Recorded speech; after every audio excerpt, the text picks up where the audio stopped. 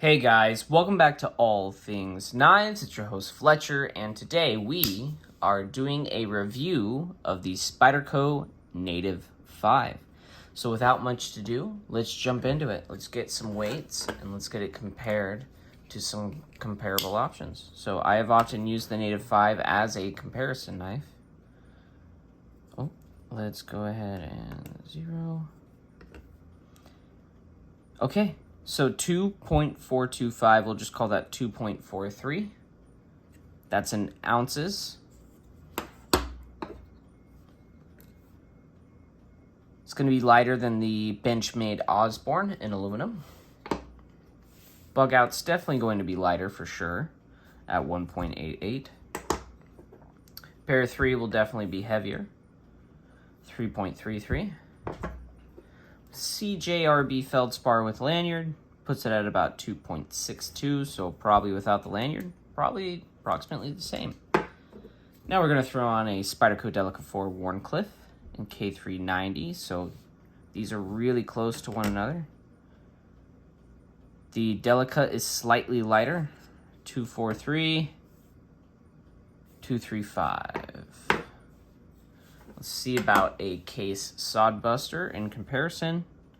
Sodbuster is lighter, so you're looking at a relatively lightweight knife. This is the lightweight version, or I should say the FRN version of the Native 5. And let's go ahead and jump into some measurements. So I just compared it to some knives in its class. I normally do more compared to bigger knives, but I figured if you're looking for this knife, because this isn't a knife that's on the hype train, basically. This is kind of like a sleeper model. And so if you're kind of looking into the Native 5, you're probably just wanting a lightweight knife that works well, right? So you probably just want to compare it to stuff in class. Okay, we are, if I go at the very tip, we're probably right just shy of the 7 mark, if not right on it, okay? So how does that compare? Let's compare it to something like the Benchmade Osborne. That is a classic knife, been around for probably about as long as the Native has, so that's at 8 inches. And let's compare blade length. Actually, I'll just go all the way out. So you're talking about 3.34 or 3.4 probably, about there, in terms of cutting edge. And on this, you are looking at about 2.75.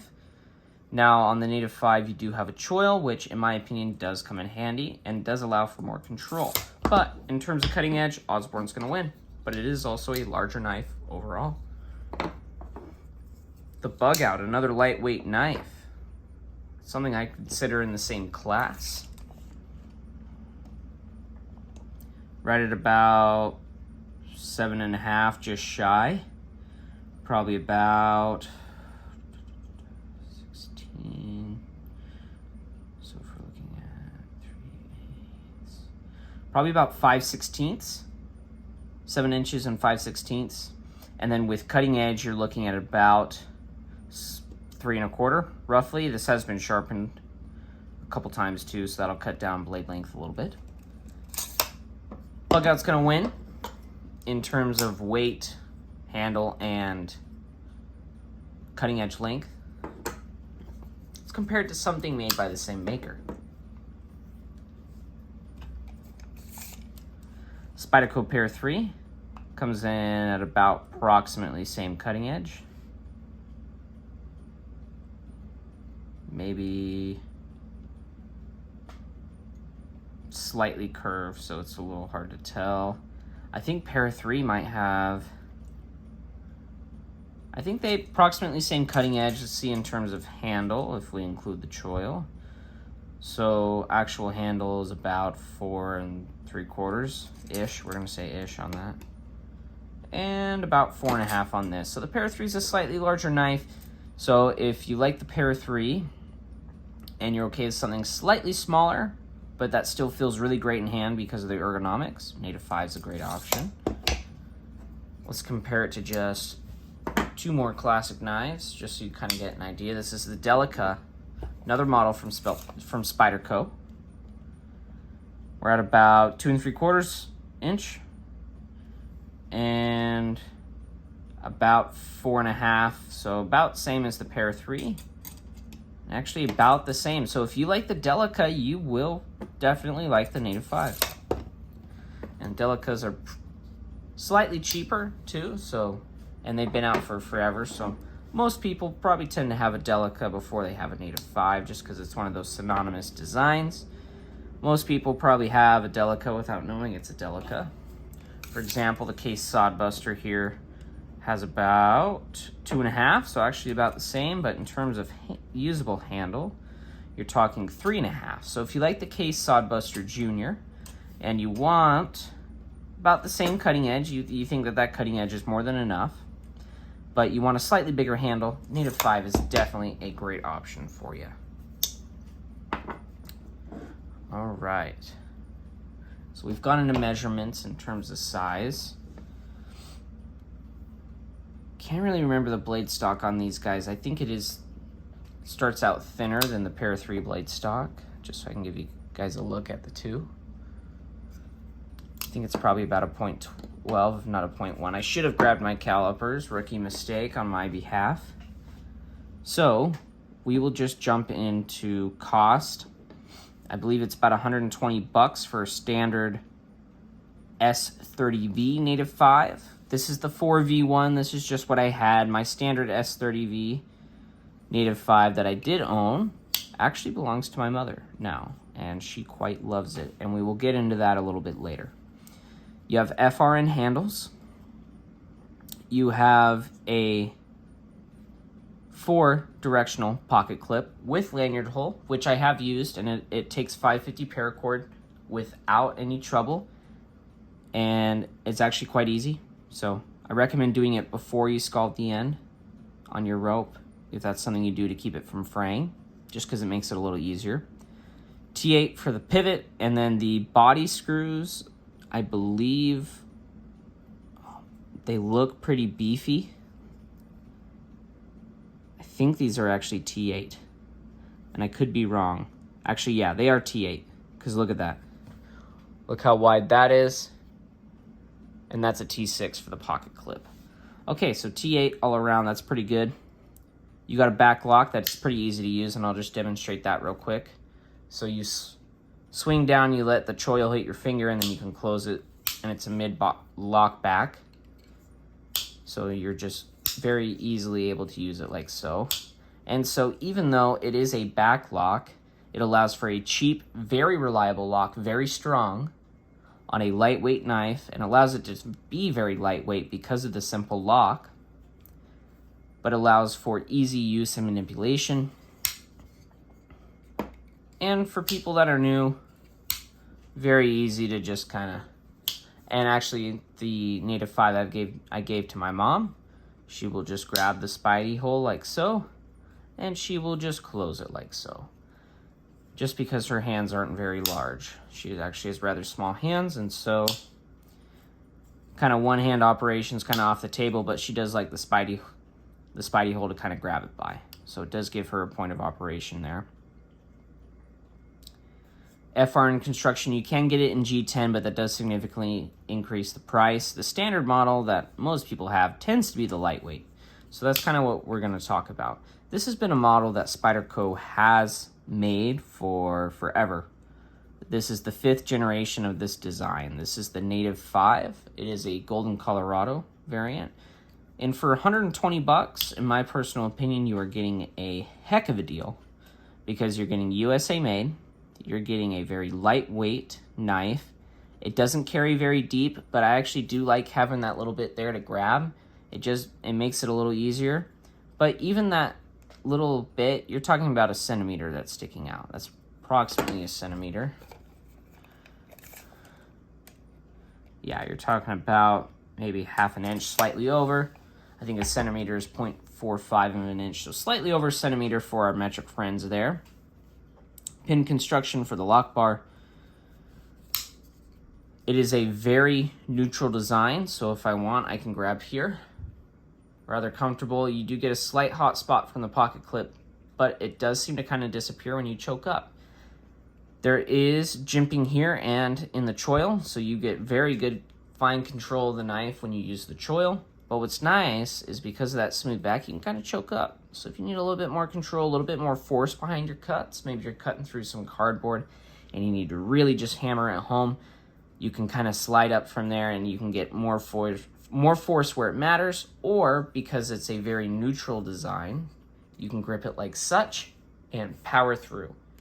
And it feels really good like that. For those of you that like the Shaman, little known fact, the Native 5 is actually the inspiration for that design. The Shaman is just a beefed up Native 5. And so also for those of you that like the Native 5 and maybe you're watching this video to see my thoughts on it and you don't have a Shaman, if you ever thought to yourself, man, if they made a bigger Native 5, I would totally buy that. Hence, Spyderco Shaman.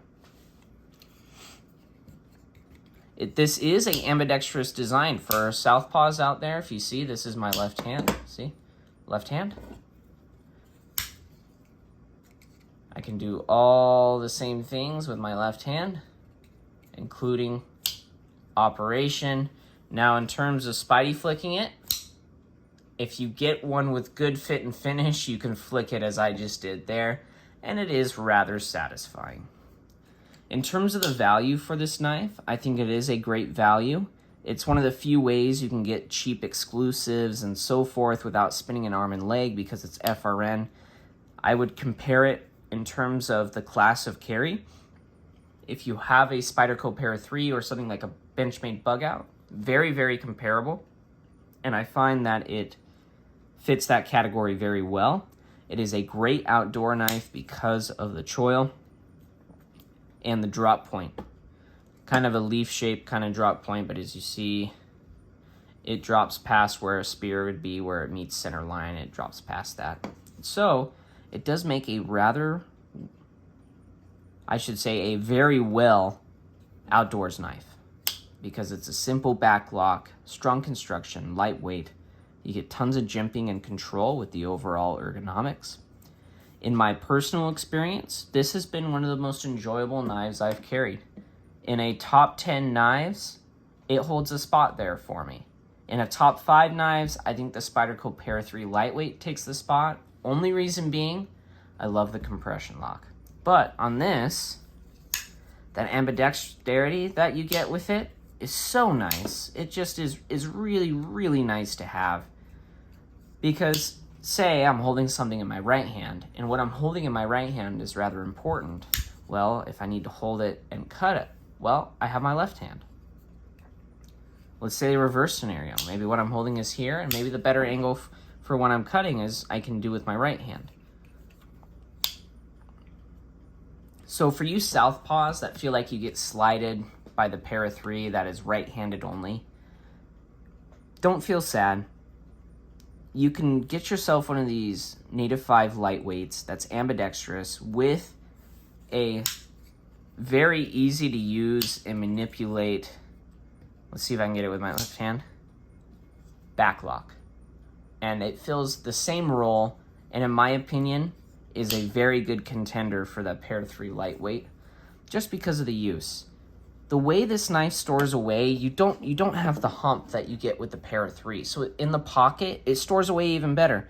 And actually, if you compare clip placement, this actually has a better clip placement than the standard Para 3.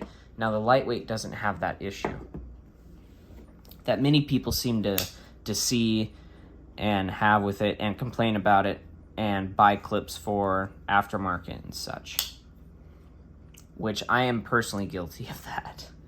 So certainly not blaming those people. It does come to a somewhat thin tip that is still stout. So if you compare it to something like the Para 3 comparable tip, you guys can kind of see them there, comparable tip, slightly thinner. This is a great slicer. I've used this in my S90V model. I did some food prep. It's great for cutting a lime and any small food prep. Probably not for something like dicing an onion or, cutting up potatoes or any kind of larger food prep. If it's something small, like you're cutting some cheese or you're cutting a salami or anything like that, this is perfect. It is a great EDC companion to have. I have nothing but glowing things to say for the Native 5. Especially when you have such a selection of steels. Like I have some on Rex 45. I have one in S90V. I believe there are some smooth G10 versions in crew wear with a DLC blade available on Knife Center, at least at the time of this video. And I think when I checked about a week ago, current date is June 11th, I believe, of 2023. So take that into account if you're watching in 2024, 2025. They might be long gone, or they did another run of them. So, but because this is one of their oldest models, you can get a ton of variation. For example, you can get this 4V one. You can get, you can get Maximate, there you go, you can get Spy 27. You can get S110V, which I did what seems almost a lifetime ago, but was probably about a year and a half ago. I did have an S110V one that I bought from their online factory second sale. And I ended up just selling it so I could get something else that I wanted. You know how the knife grind is. But with such a huge variation and selection in terms of this knife, you can kind of find a knife that fits everyone. You know, they make this an assault version now in Magna Cut. They make it an LC200N, so if you're a fisherman like myself and you want a fully stainless blade, the LC200N or the Magna Cut options are very, very attractive. And if you're someone who just does a ton of cardboard cutting, like say you're in a warehouse, that Maximate version is going to be very, very attractive to you. I have yet to try it myself. The Spy 27 that they make is just a good daily driver. It is a bit more than the S30V. You could go with the S30V, but if you want something easier to sharpen, that hones up and strops very well, that Spy 27 is very good. I think it's around the 140 price point for that. You get a very attractive cobalt blue on it. This is a great design that Spyderco makes, and I would say it's probably one of their underrated designs. And I think it deserves more of a spotlight, maybe to be host to some more exclusives than we've been seeing for it, just because it really is a very utilitarian knife. There's just not a whole lot of frills. You know, you get the choil and you get the jimping on there, and maybe you get your choice of exotic steel, but in terms of just the engineering of the knife, really no frills. You get a stamped pocket clip and a ambidextrous backlock with the standard Spidey hole from Spyderco with a full flat grind.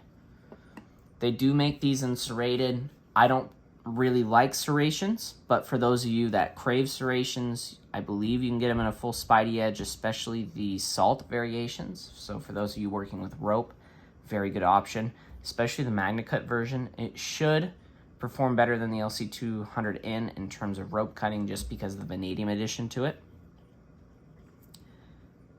Final question would be, would I recommend this to someone I love, someone I care about, or even someone just getting newly into knives? 100%. Glowing recommendation. Spyderco really knocked it out of the park with this one.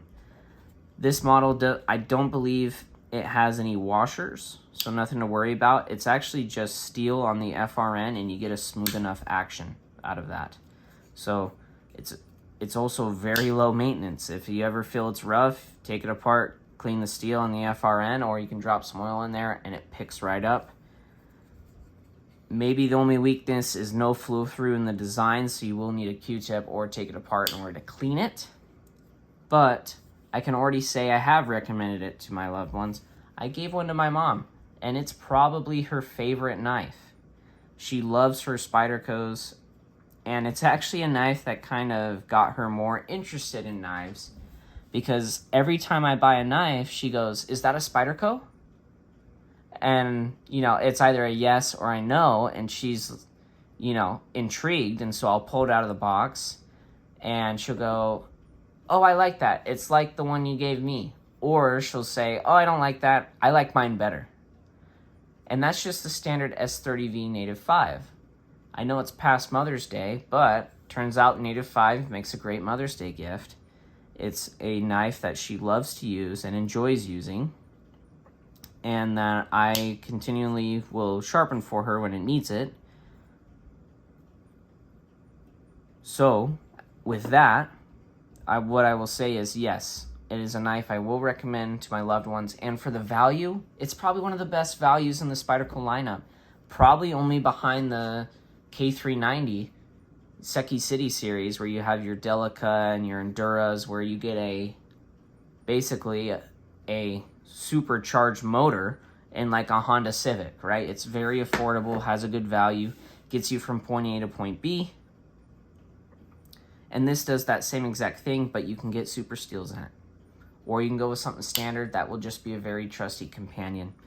So without further to say, guys, thank you so much for watching. Leave any comments below, maybe any stories about a Native 5. I would love to hear them, and I'm sure the people watching this would also love to hear them. If you aren't already subscribed and you like this video, go ahead and hit that subscribe button. It helps out the channel. And if you want to know when more videos like this are posted, go ahead and hit that notification bell. That way you know, and your views support the channel. Thank you guys so much for watching. Don't you guys forget to stay sharp.